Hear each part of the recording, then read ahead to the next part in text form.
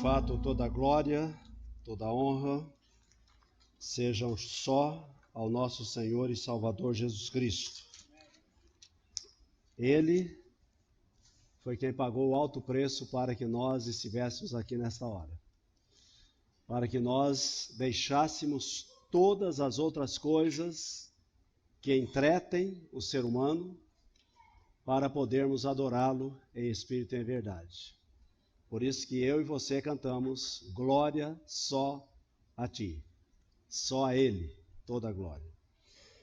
Abra sua Bíblia em Atos capítulo 7 e mantenha a sua Bíblia aberta em Atos capítulo 7. Nós estamos olhando o livro de Atos. Eu sei que é um livro grande, mas aos poucos nós estamos caminhando e aprendendo verdades que a palavra de Deus tem para nós através desse livro, esse livro histórico. E nós vimos na semana passada que Estevão foi o primeiro mártir do cristianismo. A vida desse homem foi extraordinária.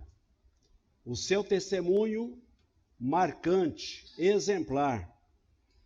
No capítulo 6, nós o vimos discutindo com as autoridades judaicas, religiosas e políticas, e elas não puderam, de forma alguma, superar ou abafar a palavra daquele homem enquanto discutiam com ele, porque ele não estava falando de si mesmo, ele não estava transmitindo sabedoria humana, mas ele falava com poder, como testemunha do Senhor Jesus. E por esse motivo, aquelas autoridades subornaram testemunhas para acusá-lo de blasfêmia, a fim de que ele pudesse ser morto. O acusaram de que ele blasfemava contra Moisés, que é a maior autoridade dos judeus, e também a lei. Os 5 primeiros livros da Bíblia, Deus, através do Espírito Santo, inspirou Moisés para poder escrevê-los, e então dessa forma eles levantaram testemunhas para que elas dissessem: olha, Estevão, nós o vimos blasfemando contra Moisés e contra a lei. E nessa situação é que as pessoas que estavam denunciando a Estevão acabaram sendo denunciadas.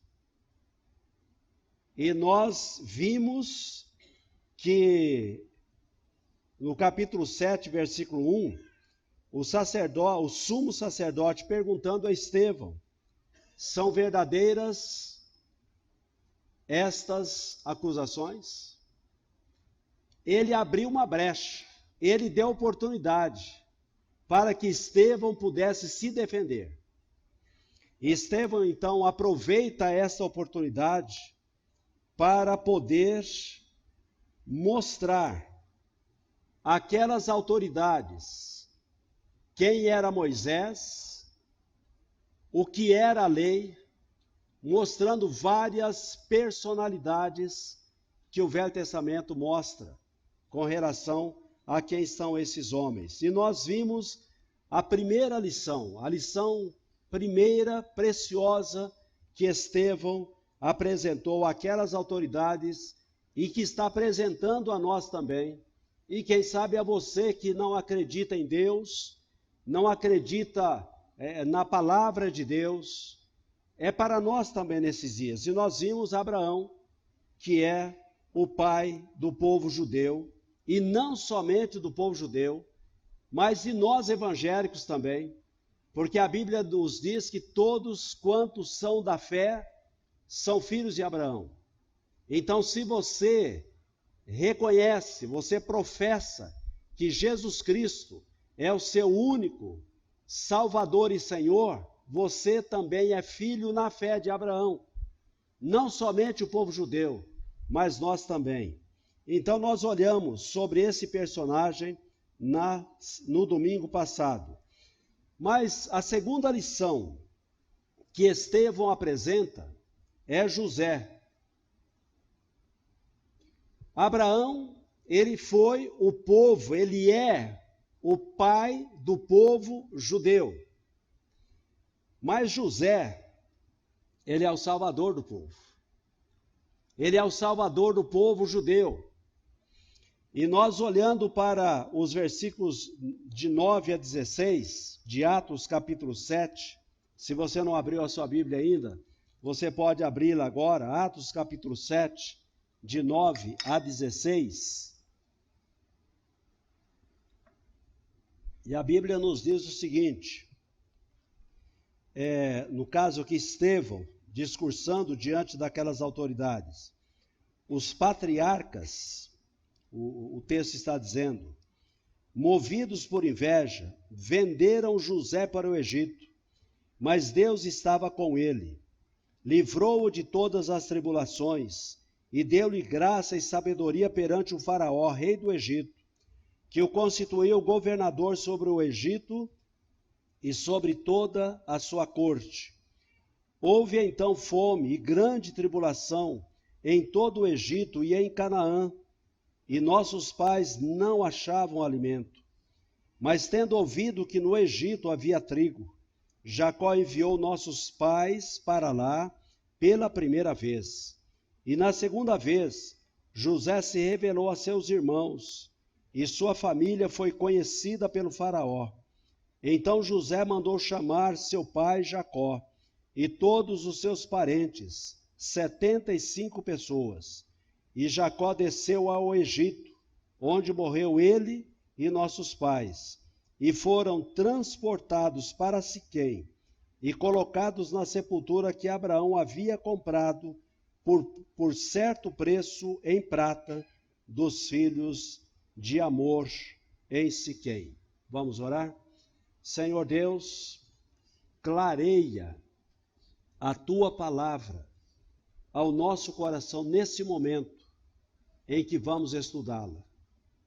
Que da mesma forma como o Senhor usou Estevão para falar ao coração daquelas autoridades judaicas, ó Deus, dá-nos autoridade pela tua palavra, pelo teu Santo Espírito, para que falemos ao nosso coração nesta hora, para que o Senhor fale ao nosso coração nesse momento, que a autoridade da tua palavra seja explanada de maneira muito clara, para que haja entendimento, e em havendo entendimento, haja convencimento, e em havendo convencimento, haja arrependimento, haja transformação de vida, haja, nosso Deus, o andar contigo, o andar compromissado com o Senhor, para que o Senhor seja o nosso Deus, para que Jesus Cristo seja o Senhor da nossa vida, para que Ele seja reconhecido pelas pessoas que conosco conviverem. Faça isso, ó Deus, para a glória do teu nome. Nós oramos por Jesus Cristo, teu Filho. Amém. Então, Estevão, ele apresenta aqui a segunda lição, José, o Salvador do povo. Estevão, ele está fazendo uma trajetória de Abraão até José. Nós aprendemos sobre José desde criancinhas. Eu cheguei na igreja aceitando a Jesus como Senhor e Salvador da minha vida em torno dos 8 aos 9 anos de idade. E eu ouvi muito a história de José. E certamente você que também nasceu numa família evangélica, ou se a sua família aceitou a Jesus quando você ainda era criança, certamente você ficava maravilhado, embevecido, quando você ouvia a história de José. Pois bem, Deus, ele aparece a Abraão na Mesopotâmia, mas o Egito é o contexto no qual Deus lidou com José. Apesar dele ter sido levado escravo para o Egito, Deus estava com José, Deus esteve com José, Deus esteve presente com ele para passar com ele as aflições que ele passou ali no Egito, mas também para livrá-lo das acusações que ele sofreu injustamente ali no Egito. A Bíblia nos mostra que José deixou a cadeia para ser governador do Egito. Não é como alguns querem que alguém deixe a cadeia para voltar à presidência do nosso país. Ele foi acusado injustamente, enquanto este é acusado justamente. Deus esteve não somente com José, mas com toda a família dele, para poder salvar da morte a família de José. Foi um período de fome que aconteceu lá no Egito e também na terra de Canaã. E a sua família não tinha como sobreviver. E Deus usa a José para salvar a sua família da morte, naquele período de grande fome que estava passando aquela terra. Então Deus esteve com José no Egito e não em Canaã. Não é isso que nós, de modo geral, achamos? Nós achamos que Deus só nos abençoa no lugar em que nós achamos que é santo. Mas quando nós somos levados para lugares onde nós não queríamos estar, mas somos forçados, levados violentamente para lugares onde nós não gostaríamos de estar, Deus está conosco. A Bíblia é clara com relação a isso. Canaã, a terra que Deus preparou para o seu povo. O Egito, o lugar onde o povo foi escravizado. E José está lá no Egito agora. E Deus estava com José ali no Egito.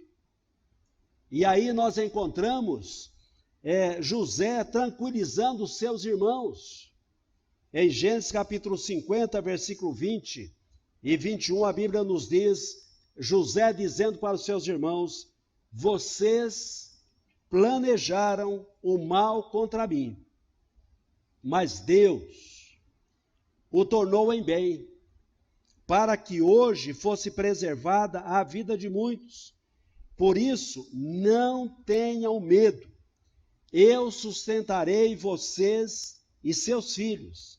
E assim os tranquilizou e lhes falou amavelmente. Amados irmãos, alguém está planejando mal contra a sua vida? Alguém quer o seu mal? Alguém está mexendo os pauzinhos para poder prejudicá-lo?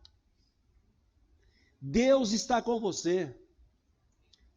O mal que intentam fazer a você, pode ter certeza, Deus vai revertê-lo em bem. A palavra de Deus está dizendo isso com referência a José, e está dizendo agora com referência a você e a mim.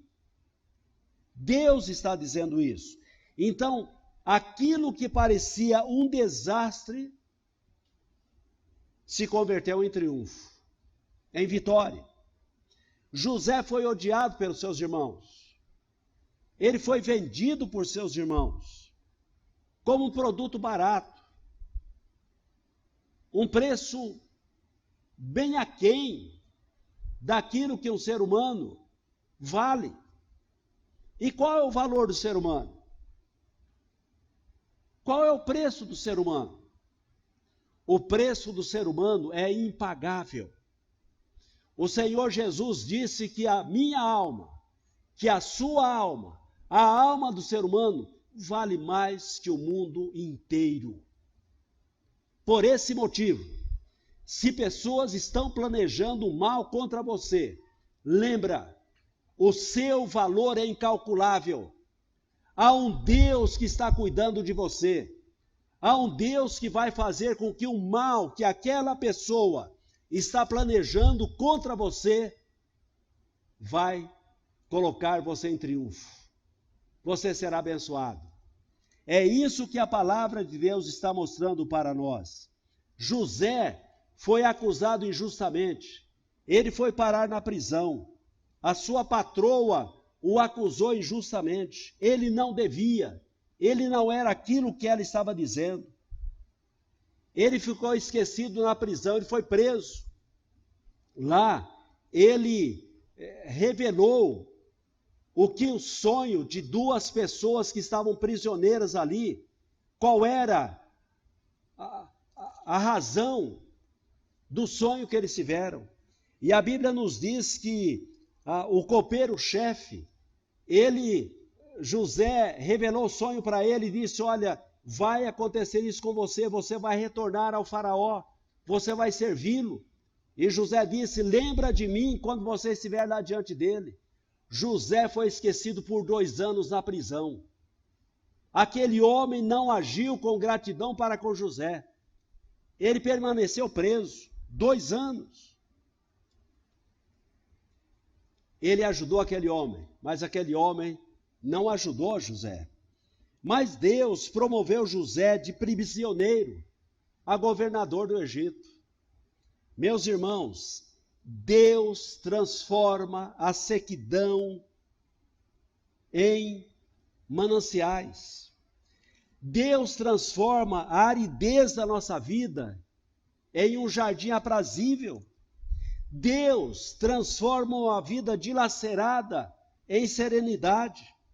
José foi tornado escravo por seus irmãos, mas Deus o tornou libertador dos seus irmãos. José era livre, apesar de estar numa prisão. Os seus irmãos eram prisioneiros, apesar de estarem livres. Eles estavam presos pelo ódio contra o seu irmão. E agora, eles são libertos 2 vezes. Libertos do ódio, porque José os perdoa, e da fome que graçava no mundo de seus dias. José dá libertação para eles. Deus usa José para que isso aconteça. Então, meus amados, José, Estevão o usa para mostrar como é que Deus atua na história de uma pessoa e como é que Deus atua na história da humanidade usando uma pessoa. Talvez você é alguém que está no seu local de trabalho e você acha que não é nada naquele local. Mas lembra bem, Deus coloca cada um de nós no lugar onde nós estamos, porque Ele quer escrever a nossa história e a história daquelas pessoas que nos odeiam. Deus quer influenciar outras pessoas. Deus quer trazer libertação para pessoas, e Deus traz libertação usando a você e a mim para que isso aconteça. Eu e você precisamos pensar nisso. Nós passamos por agruras, passamos por aflições, passamos por dificuldades, por incompreensões, pessoas que tentam nos prejudicar, mas Deus está forjando o seu caráter para que você reaja da maneira de Deus e não da sua maneira onde você está sendo odiado e prejudicado. Deus, Ele vai te abençoar da mesma forma como Ele fez com José. A terceira lição que Estevão apresenta é Moisés. Moisés, o libertador do seu povo. Abraão, o pai do povo. José, o salvador do povo. E Moisés, o libertador do seu povo. dos versículos 17 a 36, eu não vou ler, é muito grande, vai mostrar a vida de Moisés. No seu discurso, Estevão se alongou para falar sobre a vida de Moisés, porque Estevão foi acusado de desrespeitá-lo. Por isso que ele alongou. Ele contou toda a história que o povo já conhecia, mas certamente havia se esquecido. E o que Estevão estava fazendo era proclamar esse Deus de Moisés, era proclamar as leis que Moisés havia escrito para o benefício do povo. Então ele alonga para falar sobre Moisés. Ele deixou claro que respeitava a liderança de Moisés. Ele deixou claro que ele respeitava a lei que Moisés havia escrito, as escrituras daqueles dias. E a história de Moisés, ela é dividida em 3 períodos de 40 anos cada um. Até os 40 anos, mostra do nascimento de Moisés, os perigos dessa fase, a sua adoção pela filha do faraó, e lá no Egito, adotado pela filha do faraó, ele recebeu uma educação primorosa. Mas por quê? Porque ele estava sendo preparado para ser rei do Egito. Ele tornou-se poderoso em palavras, em obras, preparando-se para ocupar essa posição, ou sendo preparado para ocupar essa posição. E essa posição o levou a tentar libertar os seus irmãos hebreus, mas por eles foi rejeitado. Lembra? Ele sai e lá ele vê um egípcio judiando do judeu e ele acaba matando o egípcio. Ele volta no outro dia, ele vê 2 hebreus brigando e ele vai ajudá-los. Ele diz: olha, quem te constituiu juiz sobre nós? Você matou aquela pessoa ontem ou outro dia? E aí José, ele foge, não é? A Bíblia vai nos mostrar isso. Pois bem, Moisés, ele foge, muito obrigado. Aí depois dos 40 aos 80 anos, Moisés reconhece-se fraco. Ele foge para a terra de Midian. Ali ele se casa. Ali ele tem 2 filhos. Ele troca o conforto do Egito pelo calor excessivo do deserto. É nesse contexto que Deus chama Moisés para libertar o seu povo lá no Egito. De rejeitado, José é reconduzido à posição daquilo que os seus irmãos o rejeitaram.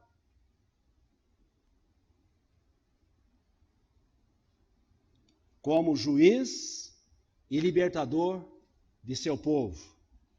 Dos 80 aos 120 anos, nessa última fase da sua vida,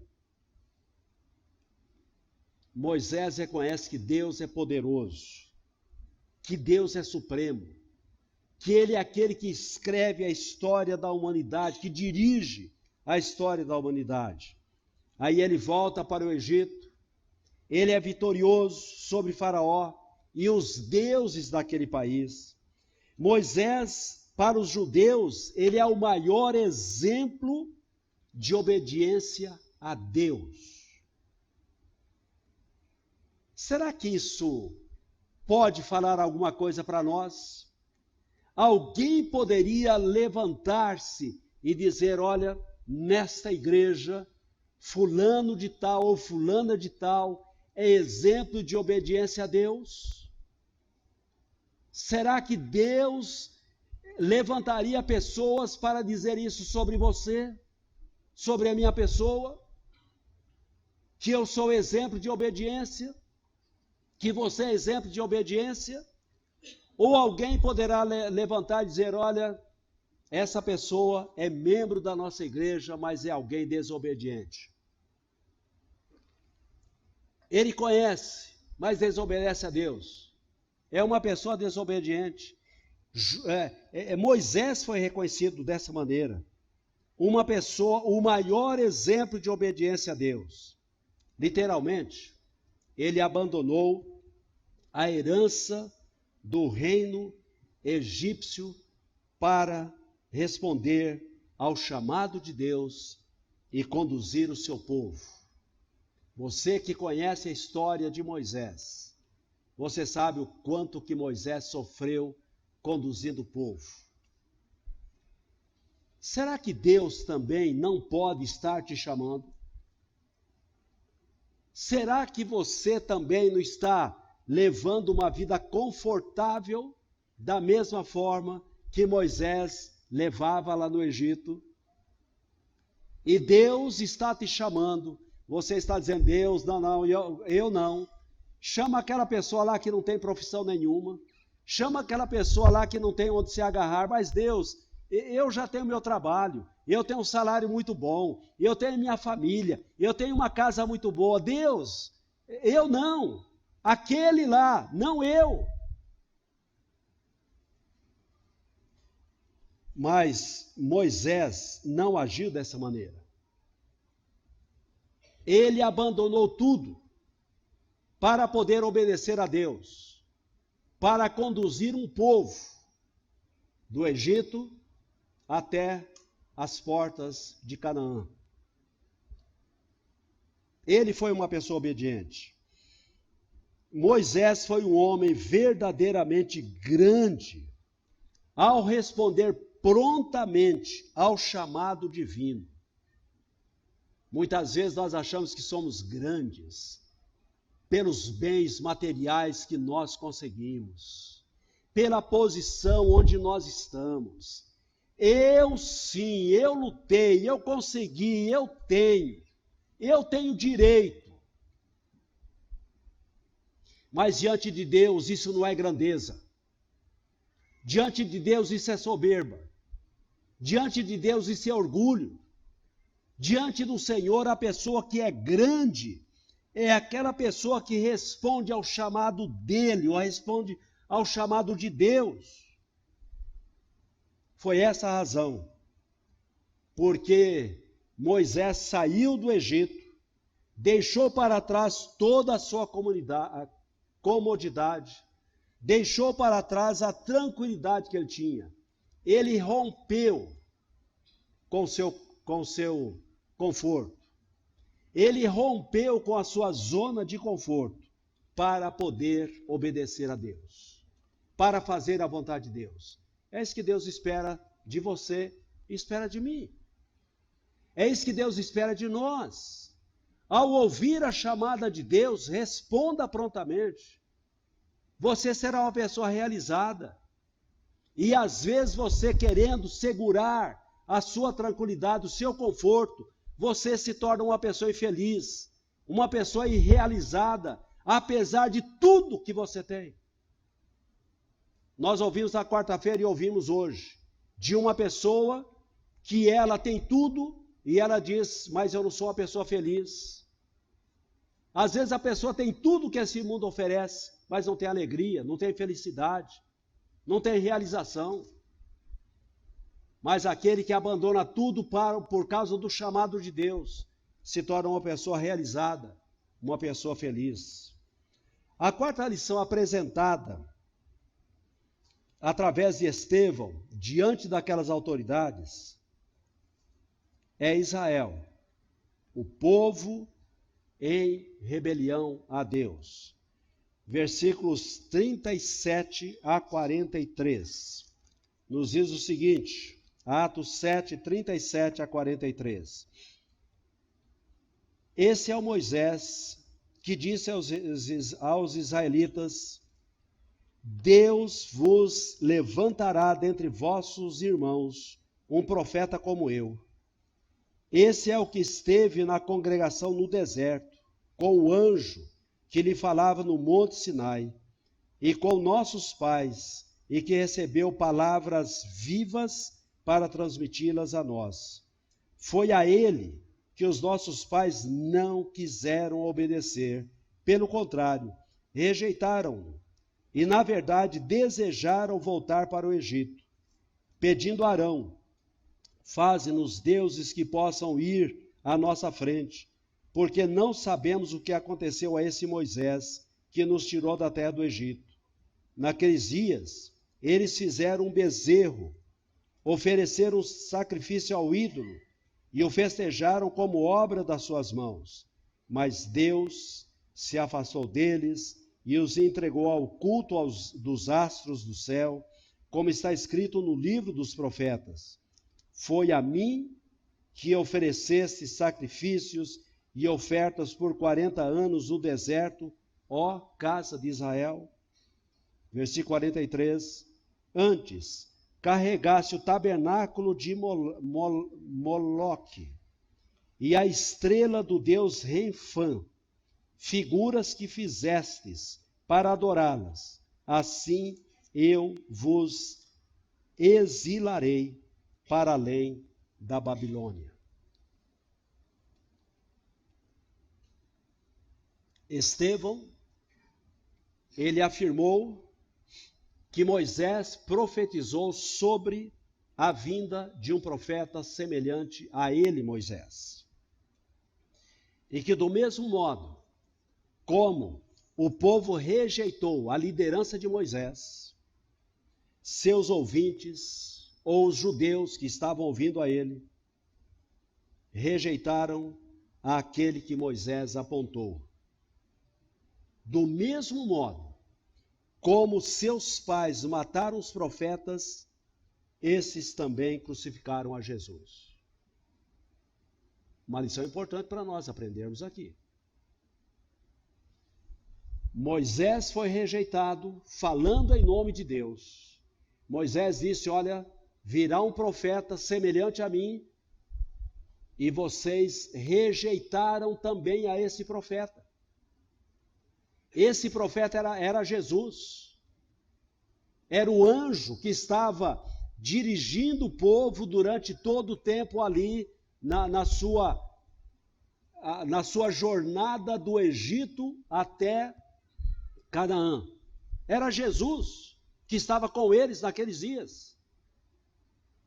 Eles rejeitaram a Moisés, eles rejeitaram a Jesus. Da mesma forma como os pais deles rejeitaram, os judeus daqueles dias estavam também rejeitando a Jesus. Meus amados, temos que tomar cuidado. Porque esse povo era religioso, mas esse povo não era comprometido com Deus. Por isso que esse povo era rebelde. Atenção, Deus está falando conosco. Deus está falando com você. A mesma coisa pode ocorrer conosco. A mesma coisa. Nós olhamos para a história de Israel e nós dizemos: mas que povo duro. Deus falando com eles. Deus fazendo milagres. E eles? O que eles fizeram? A pergunta é: eu e você não temos visto milagres? Não temos visto Deus atuando? Não temos ouvido Deus falando conosco? E o nosso coração muitas vezes não tem se rebelado?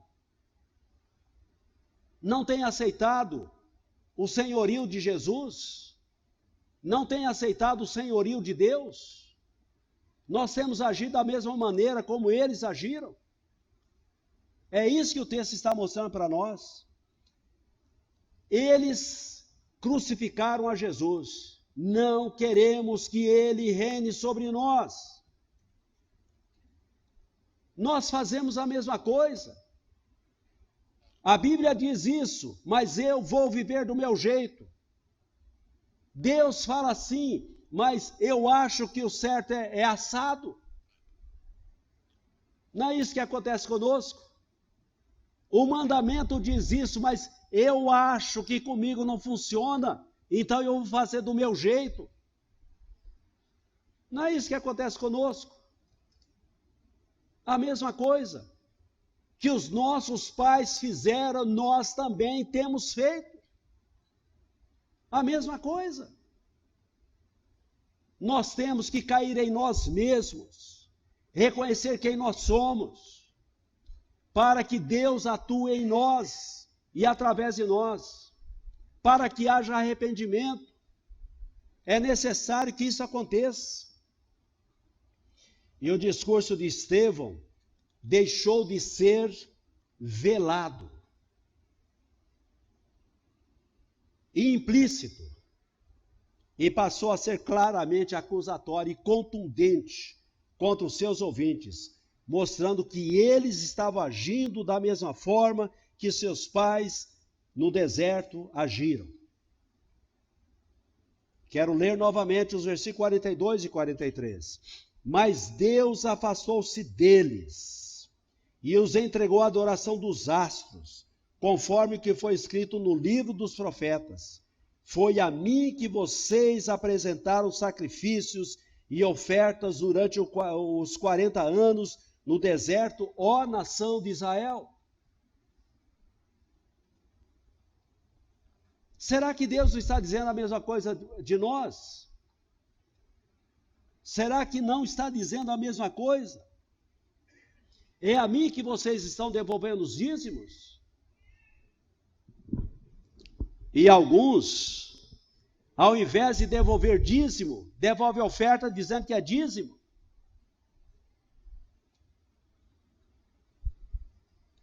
Como talvez um tesoureiro disse para mim quando eu era adolescente: olha, o importante é o seu nome não ficar em branco.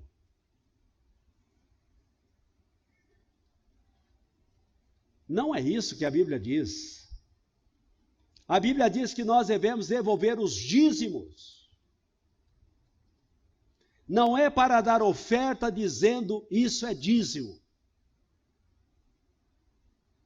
É uma forma de nós adorarmos a Deus. O dízimo não salva, mas o dízimo prova que eu sou salvo, porque eu estou abrindo mão de coisas em que eu estou agarrado, dinheiro, para dizer: Deus é quem me sustenta, Deus é quem cuida. Os 90% que Ele deixa na minha mão, Ele vai me sustentar através desses recursos. É isso que o texto nos mostra. Então, muitas vezes nós fazemos isso. Nós apresentamos sacrifícios e ofertas durante toda a nossa vida, mas é a Deus? Não, é para que as pessoas saibam que o meu nome não está em branco. É para as pessoas saibam que eu estou fazendo alguma coisa. Não é obediência a Deus, mas eu estou fazendo alguma coisa. É o que Estevão está acusando aqui o povo. Será que Deus também não está nos acusando aqui? Será que você e eu não nos sentimos acusados?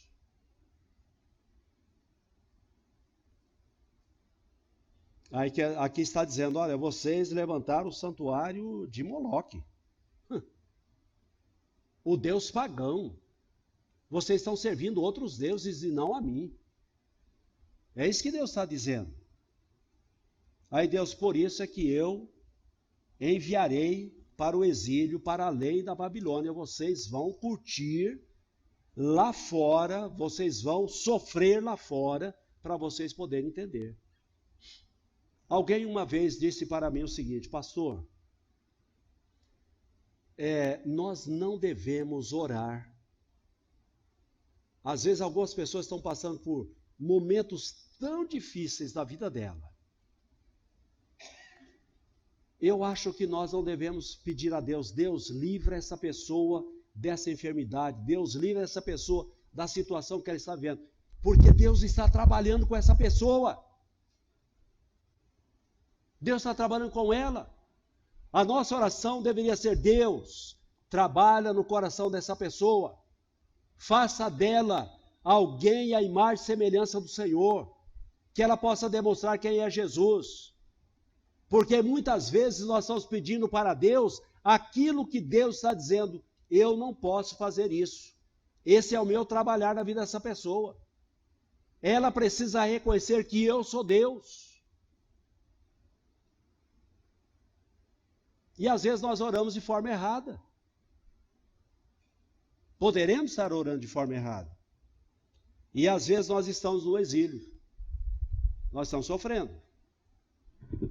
Deus tem bênçãos para nós, mas nós estamos em rebelião contra Ele. Como é que Ele pode nos abençoar? Como é que Ele pode conduzir quem é rebelde? Não tem como. Nós queremos fazer a nossa vontade. Nós queremos adorar coisas ao invés de adorar aquele que nos proporciona essas coisas. E aí não tem como nós recebermos a direção, as bênçãos, os cuidados de Deus. Não temos como. Não temos como. Há outras lições que nós vamos aprender aqui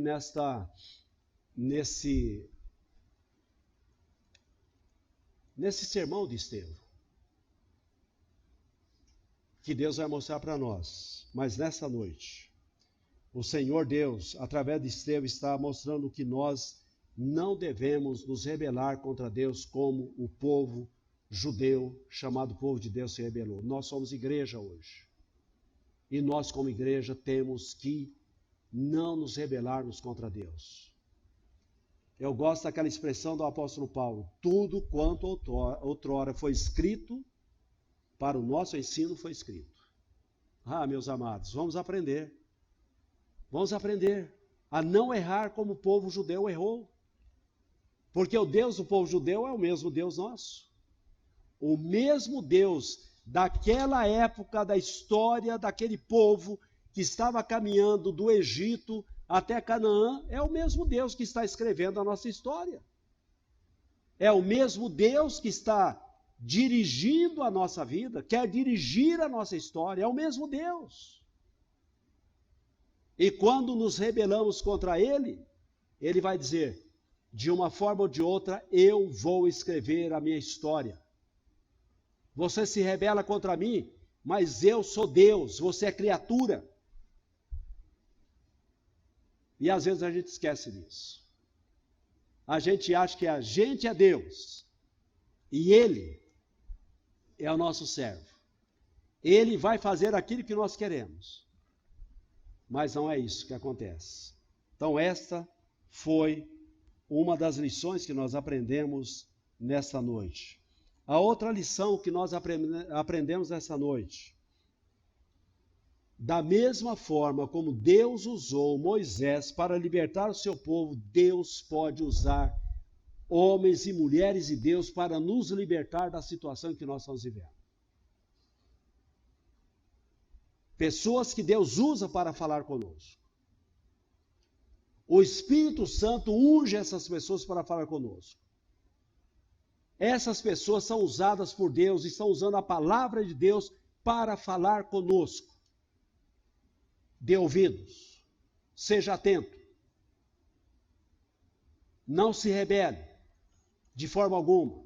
Deus quer usar essas pessoas para poder te salvar da situação financeira em que você está, da situação conjugal que você está vivendo, dos negócios errados que você está fazendo, dos relacionamentos tortos que você está construindo. Deus quer te salvar.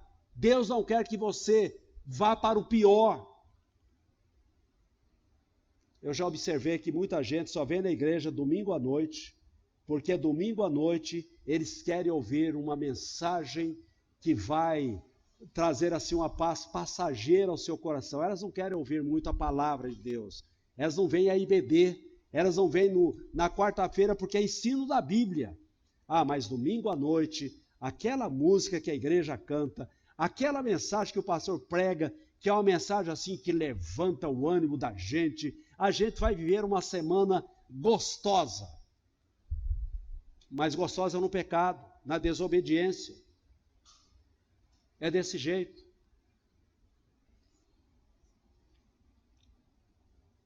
Foi isso que nós vimos nessa noite. E é isso que Deus quer fazer conosco. Que você abra o seu coração. Se hoje ouvirdes a voz do Espírito Santo de Deus, não endureça o seu coração. Não faça como o povo judeu fez. Abra o seu coração.